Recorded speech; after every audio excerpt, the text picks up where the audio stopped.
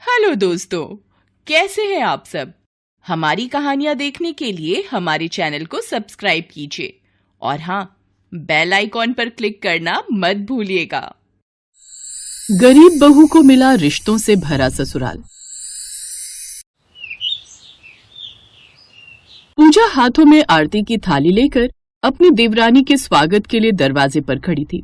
अपनी जेठानी को गृह प्रवेश के लिए खड़ा देख देवरानी मन ही मन सोचती है, ये क्या, ये मेरा गृह प्रवेश जेठानी क्यों करवा रही है और मेरी सास और ननद चुपचाप उसके बगल में खड़े। लगता है जेठानी ने इन सबको मुट्ठी में कर रखा होगा, तभी तो उन्होंने ये कमान अपने हाथ में ली है। फिर पूजा अपनी देवरानी की आरती उतार कर उसका स्वागत करती है। बहुओं, देवरानी जेठानी का रिश्ता बहनों जैसा होता है, इसलिए अब से तुम दोनों मिलजुल कर रहना। बड़ी बहू जा छोटी बहू को उसके कमरे तक छोड़ा। ओह गॉड, ये सब कितना मेलोड्रामा करते हैं यार। इसके बाद पूजा अपनी देवरानी को कमरे तक छोड़ाती है। अगले दिन संजना की पहली रसोई होती है। उसकी आंख सुबह 7 बजे खुलती है। अरे बाप रे, 7 बज गए, अब तो माँ जी हिंदी सीरियल की सास की तरह खूब जली कटी सुनाएंगी। ऐसा कहकर संजना रसोई में जाती है, जहां उसकी जेठानी पहले से ही खाना बनाकर तैयार रखती है। उठ गई संजना तुम, ये लो तुम्हारी कॉफी रेडी है। समर देवर जी ने बताया था कि तुम्हें कॉफी पसंद है। थैंक्स जेठानी जी। और हाँ, मैंने खाना बनाकर तैयार कर दिया, तुम सबको 8 बजे परोस देना। यहाँ सबको 8 बजे नाश्ता करने की हैबिट है, और कोई पूछे तो बोल देना ये सब तुमने ही बनाया है। अच्छे से जानती हूँ ये सब दिखावा करके ना ये मेरे सामने सती सावित्री बनना चाहती है और अच्छी जेठानी बनकर रहना चाहती है, लेकिन कल को मैंने अपनी जरा सी जुबान भी खोली ना तो यही मुझसे लड़ने को आएगी। ना जाने लोग रिश्तों में इतना दिखावा कैसे कर लेते हैं। फिर कुछ देर बाद संजना सबको खाना परोसती है, जिसके बाद सभी उसे नेक देते हैं। तभी उसका जेठ अनूप उसे नेक में गोवा ट्रिप की टिकट देता है। इसे मेरी तरफ से मुंह दिखाएगा गिफ्ट समझो, और तुम दोनों कुछ दिन के लिए कहीं बाहर घुमाओ। थैंक यू सो मच भैया। अच्छा दिखावा कर लेते हैं ये सब के सब। आज जो ये बड़ी बड़ी रिश्तेदारी और प्यार निभा रहे हैं ना, यही लोग एक दिन अचानक से कब बहस करने लगे या साथ छोड़ दे कुछ नहीं कह सकते। अब वो गोवा जाने की तैयारियां करने लगे। तभी शाम को उसकी ननद शिखा उसके कमरे में आती है। भाभी ये लो, मैं अपनी फ्रेंड्स के साथ शॉपिंग पर गई थी, तो आपके गोवा जाने के लिए भी कुछ ड्रेसेस ले आई, और ये हैंडबैग और मेकअप किट भी। अच्छा है ना, आपको पसंद आया? वो सब सामान देखकर संजना मुंह बनाते हुए कहती है, ठीक ही है, लेकिन इन सब की जरूरत नहीं थी। मुझे शादी पर जो मायके से कपड़े मिले थे उतने मेरे लिए काफी हैं। ये सब करके तुम क्या जताना चाहती हो कि मैं गरीब घर से हूँ? ये आप कैसी बातें कर रही हो भाभी, मैं तो बस आपके लिए शॉपिंग करने गई थी। अब मैं आपके लिए लाई हूँ तो इसे अपने पास ही रख लो। शिखा को अपनी भाभी का ये स्वभाव थोड़ा अजीब लगता है, लेकिन वो चुप रह जाती है। अगले दिन वो लोग गोवा चले जाते हैं और कुछ दिन बाद वहां से लौट आते हैं। अब जहां सारा परिवार एक साथ रहता, वहीं संजना सबसे कटी कटी सी रहती। फिर एक रोज जब पूजा रसोई में खाना बना रही थी, तभी उसे चक्कर आने लगते हैं। साथ ही उसका शरीर भी काफी गर्म था। अरे क्या हुआ बड़ी बहू? अरे तेरा शरीर तो बुरी तरह तप रहा है। चल तू कमरे में जाकर आराम कर, मैं और संजना बहू रसोई का काम देख लेंगे। देखो तो सास बहू में कितना प्यार उमड़ रहा है, और आगे चलकर यही एक दूसरे की चुगलियां ना मोहल्ले भर में करती फिरेंगी। सरला अपनी बड़ी बहू को कमरे में ले जाकर उसे दवाई देकर आराम करने कमरे में भेज देती है, जिसके बाद वो संजना के साथ खाना बनाने में उसकी हेल्प करती है। ऐसे कुछ दिन बीत जाते हैं। एक रोज संजना के पापा की तबीयत काफी खराब हो जाती है। क्या, पापा की तबीयत खराब है? अच्छा ठीक है माँ, मैं वहां आने की कोशिश करूंगी। ऐसा कहकर संजना फोन रख देती है। अब मैं यहाँ किसी को कहूंगी कि अभी मायके जाना है तो सबके सीने पर सांप लूटने लग जाएंगे, क्योंकि ससुराल वाले तो कभी चाहते ही नहीं कि बहू अपने मायके वालों के बारे में जरा भी सोचे। वो तो बस यही सोचते रहते हैं कि ससुराल में रहकर उनकी सेवा करते रहे। फिर संजना अपनी सास के पास जाती है। माँ जी, मेरे पापा की तबीयत खराब है तो मुझे कुछ दिन के लिए मायके जाना होगा। आप तो जानती हैं घर में मेरा एक छोटा भाई है जो कि अभी 8 साल का है। उस नाते मुझे ही उनका ध्यान रखना है। हाँ ठीक है बहू, चली जाना, लेकिन अभी तेरी खुद की तबीयत ठीक नहीं है। देख तो सुबह से छींके जा रही है, लगता है तुझे एसी की ठंडी हवा लग गई है। ऐसा कर तू अभी आराम कर ले। सरला का ऐसा कहना संजना को लगता है कि वो जानबूझकर उसे मायके जाने से रोक रही है, जिससे वो गुस्से में अपनी सास से बोलती है, ये कैसी बातें कर रही हैं आप माँ जी? वहाँ मेरे गरीब पिता बीमार हैं, उन्हें मेरी जरूरत है। घर में माँ और 8 साल का छोटा भाई है, लेकिन आप है जो चाह रही है कि मैं अपने मायके नहीं जाऊं। अच्छे से जानती हूँ मैं आप सबको। आप सब जो ये ढोंग करते हो ना अच्छा बनने का, वो सब बस एक नाटक है, नाटक। ये तू कैसी बातें कर रही है बहू? अपने से बड़ों से कोई ऐसे बात करता है क्या? और मैं समझ सकती हूँ तू परेशान है, लेकिन मैं तो तेरे भले के लिए कह रही हूँ।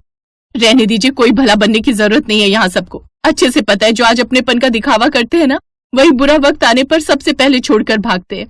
अब 2 महीने हो गए मेरी शादी को, आपने एक बार भी मेरे मायके वालों की सुध ली? ये जानना चाहा कि वो कैसे हैं? नहीं ना, तो फिर अब ये क्यों दिखावटीपन का दिखावा कर रहे हो? सभी परिवार वाले संजना का ये रूप देखकर हैरान थे। फिर समर संजना का हाथ पकड़कर उसे अपने कमरे में ले जाता है।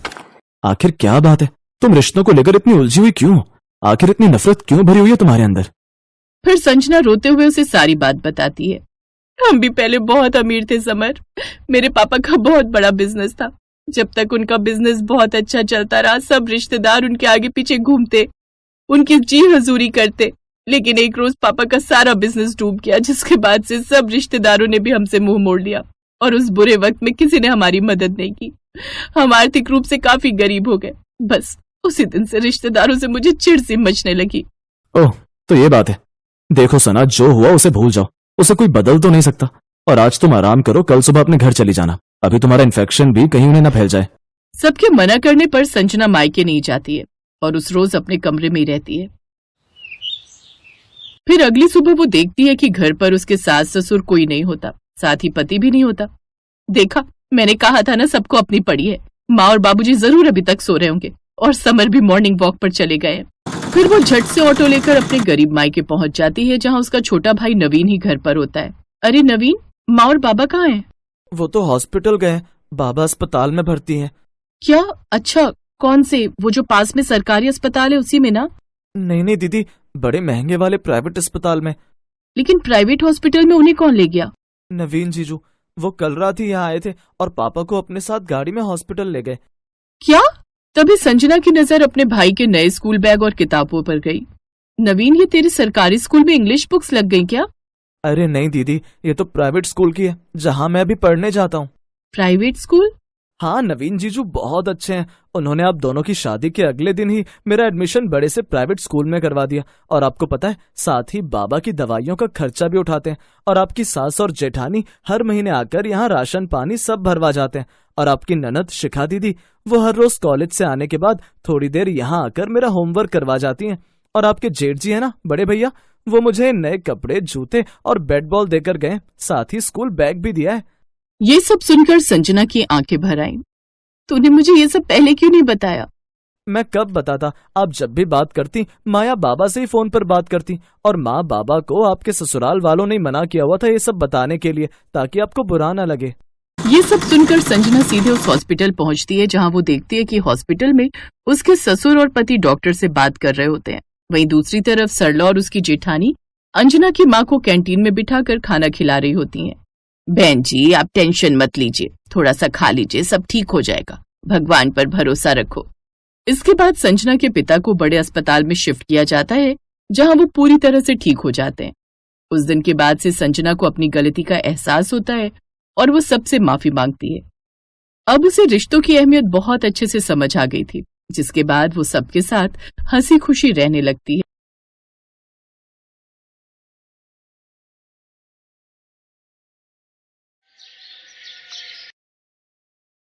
आ जाओ भाभी, आराम से। सुरेखा, ये ले, नेक तो तूने मांगा ही नहीं। क्योंकि मुझे पता था कि आप मुझे बिना मांगे ही दे दोगे। अब भैया, भाभी को अंदर ले आओ, आप दोनों फ्रेश हो जाओ, मैं नाश्ता भिजवाती हूँ। अरे तू भी थोड़ा आराम कर ले, हमारा नाश्ता पानी भाभी देख लेंगी। भाभी, भाभी। अरे चुप हो जाओ भैया, दोनों भाभियां बहुत थक गई थी तो सो रही हैं। अच्छा, और तू नहीं थकी क्या? ओहो भैया, बस आप लोगों के लिए नाश्ता भिजवाकर मैं भी जा रही हूँ सोने। चलो अब आप यहाँ टाइम वेस्ट मत करो, जाओ भाभी को अंदर ले जाओ। सुरेखा के जिद करने पर विष्णु अपनी नई नवेली दुल्हन कविता को लेकर अपने कमरे में चला गया और सुरेखा उन दोनों के लिए नाश्ता तैयार करने लगी। और फिर कुछ घंटों के बाद बहुत बढ़िया नींद आई। सुरेखा, एक कप चाय तो पिला दे। जी भाभी, बस अभी लाई। रुको सुरेखा, चाय तो मैं भी लूंगी, पर साथ में खाने के लिए भी कुछ बना देना। वो क्या है ना, खाली चाय गैस बनाती है मुझे। जी भाभी। सुरेखा सारे काम निपटाकर थोड़ा आराम करने ही जा रही थी कि तभी उसकी दोनों बड़ी भाभियों ने उसे नए काम बता दिए, जिन्हें वो बेचारी बिना कुछ कहे चुपचाप करने चली गई। असल में सुरेखा के माता पिता जिंदा नहीं थे और अब उसकी जिम्मेदारी उसके 3 भाइयों जयेश, रमेश और विष्णु पर थी। और सुरेखा अपने तीनों भाइयों की लाडली थी, लेकिन उसकी दोनों बड़ी भाभियां एक नंबर की कामचोर थी, लेकिन दिमाग से बहुत चालाक थी। अपने पतियों के सामने तो वो सुरेखा को सिर आंखों पर बिठाकर रखती थी, लेकिन उनके इधर उधर होते ही उस पर ऑर्डर जमाना शुरू कर देती थी। सुरेखा ने कभी इसकी शिकायत नहीं की, क्योंकि वो नहीं चाहती थी कि उसकी वजह से घर में बवाल हो। लेकिन अब घर में एक और बहू थी। अरे दीदी, मुझे लगा आप सो रही होंगी। अब इस वक्त चाय कोई मेहमान आए क्या? नहीं नहीं, वो बड़ी और छोटी भाभी जग गई है ना, तो उनके लिए चाय बना रही हूँ। अच्छा, वैसे हैं कहाँ भाभी? मेरी तो उनसे मुलाकात ही नहीं हुई। हाँ, वो आपसे शाम को मिलेंगी आपकी मुंह दिखाई के वक्त। ठीक है, लाइए मैं आपकी मदद कर देती हूँ। अरे नहीं भाभी, मैं कर लूंगी, आप जाकर आराम करो, और कुछ भी चाहिए हो तो मुझसे कहना। कविता ये देखकर हैरान थी कि घर की इकलौती बेटी काम पर काम किए जा रही है और दोनों भाभियों को अपने कमरे से निकलने तक की फुर्सत नहीं है। लेकिन फिलहाल वो भी चुप रही और फिर शाम को, बिल्कुल सही कहा आंटी, बस इस हीरे को तराशने का काम अब हमें करना है। सही कहा भाभी। अब वैसे कविता, तुम किसी बात की चिंता मत करना, जैसा हम कहें बस वैसा ही करती जाना। क्यों भाई, तुम दोनों क्या इसकी सास हो? सास नहीं, पर हम जेठानियां तो है ना इसकी। इस घर के तौर तरीके तो हम ही सिखाएंगे ना इसे। पहले खुद तो सीख लो तौर तरीके, फिर इसे सिखाना। मेहमान का इतना कहना था कि नीरजा और नंदिता वहीं उससे लड़ने के लिए तैयार हो गई। तब सुरेखा ने बीच में आकर किसी तरह मामला शांत कराया, और ये सब देखकर कविता को इतना तो समझ में आ गया कि उसे अपनी जेठानियों से क्या नहीं सीखना है। और फिर अगले दिन, वाह भाई वाह, आज आलू के पराठे तो गजब बने भाई। कविता भाभी ने बनाए हैं, और जरा ये खीर तो खाकर देखिए भैया, ये तो कमाल की बनाई है कविता भाभी ने। अब आज सारा काम इन्होंने ही किया, मुझे तो किसी काम में हाथ भी नहीं लगाने दिया। कविता, इसके लिए तो तुम्हें इनाम मिलना चाहिए, क्यों भैया? इतना कहकर जयेश अपनी जेब से कुछ पैसे निकालकर कविता को दे देता है, और फिर रमेश ने भी ऐसा ही किया। ये देखकर जहां कविता, सुरेखा और विष्णु बहुत खुश थे, तो वहीं नीरजा और नंदिता जलकर राख हो चुकी थी। नाश्ते के बाद नीरजा के कमरे में दोनों काफी देर तक खुसुर फुसुर करती रही, और फिर उन्होंने कविता को भी उस कमरे में बुला लिया। और फिर, जी भाभी, आपने बुलाया मुझे? हाँ कविता, कुछ बात करनी है तुमसे, वैसे कुछ समझाना था, अगर तुम समझना चाहो तो। कहिए ना भाभी। कविता, तुम घर के कामों में जरूरत से ज्यादा ही लग रही हो, इतना परेशान होने की जरूरत नहीं है, सुरेखा सब अच्छे से कर लेती है। अरे पर भाभी, वो क्यों करे सारा काम, हम बहुओं की भी तो। अब हमें गलत मत समझो कविता, हम ये सब सुरेखा की भलाई के लिए कर रही हैं। तुमने देखा तो है, सुरेखा दिखने में ज्यादा सुंदर तो है नहीं। अब ऐसे में अगर घर के कामकाज भी अच्छे से नहीं सीखेगी तब तो होने से रहा उसका ब्याह। हाँ, और नहीं तो क्या, तीनों भाई पिछले 4 सालों से जी जान से कोशिश कर रहे हैं, उसके दहेज पर सब कुछ लुटाने को तैयार है, पर बावजूद इसके एक भी जगह बात नहीं बनी। तब हमने सोचा कि रंग रूप से ना सही, पर हो सकता है कि गुणों से ही अपनी सुरेखा के भाग खुल जाए और कोई उसे पसंद कर ले। पर भाभी, अरे तुम ज्यादा दिमाग मत लगाओ कविता, हमने कहा ना कि इसी में सबकी भलाई है। और सुनो, सुरेखा के भाइयों के सामने ये जाहिर मत करना कभी। असल में तीनों भाइयों के दिमाग में हमारे सास ससुर एक फितूर भर कर गए हैं कि सुरेखा के पैर बड़े शुभ हैं। अरे अगर इतनी ही खुशकिस्मत होती तो अब तक ससुराल ना पहुंच गई होती, अपने यहाँ मायके में ही पड़ी रहती क्या? बिल्कुल सही कहा भाभी। कविता, तुम खुद ही सोचो, आखिर जरूरत क्या है घर के कामों में खुद को झोंकने की? आराम से सारा दिन आराम करो, और जब ये लोग ऑफिस से आ जाएं तो फटाफट पहुंच जाओ किचन में, तब तक सुरेखा सब करके रखती है। और मजे की बात तो ये कि वो अपने भाइयों से कुछ कहती भी नहीं। चुप हो जा। अब कविता, तुम समझ रही हो ना जो हम कहना चाह रहे हैं? हाँ भाभी, मैं सब समझ गई। अब मैं जाऊं? हाँ जाओ ना, पर सीधा अपने कमरे में जाना, रसोई में नहीं। इसके बाद कविता वहां से सीधा अपने कमरे में गई और कई घंटों तक बाहर नहीं निकली। ये देखकर दोनों बड़ी बहुओं को लगा कि उनका तीर बिल्कुल सही निशाने पर लगा है, और उसकी देवरानी कविता भी अब उनकी टीम में है। और फिर करीब 1 हफ्ते बाद, अरे कविता, तुमने पहले क्यों नहीं बताया कि तुम्हारे मायके वाले आ रहे हैं? रुको, मैं अभी पानी मंगवाती हूँ। सुरेखा, ओ सुरेखा। रुकिए भाभी, पानी मैं लेकर आती हूँ। अरे नहीं, तुम्हारे घर वाले आए हैं, तुम यहाँ बैठकर सबसे बातें करो, अब सुरेखा कर लेगी सब कुछ। नहीं भाभी, आज ये सब मुझसे मिलने नहीं बल्कि सुरेखा दीदी से ही मिलने आए हैं।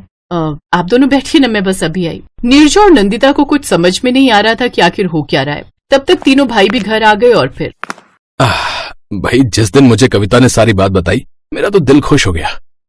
सच भैया, अपनी सुरेखा के लिए जैसा चाहा था वैसा परिवार अब जाकर मिला है। हाँ भैया, ये बढ़िया हो जाएगा, कविता का मायका सुरेखा का ससुराल हो जाएगा। वैसे भी दोनों में खूब पटती है। ये लो, सुरेखा आ गई। हाँ तो भैया, लड़की सुशील है, संस्कारी है, इस बात की गारंटी तो मेरी, बाकी सब आप देख लो। सुंदर भी है।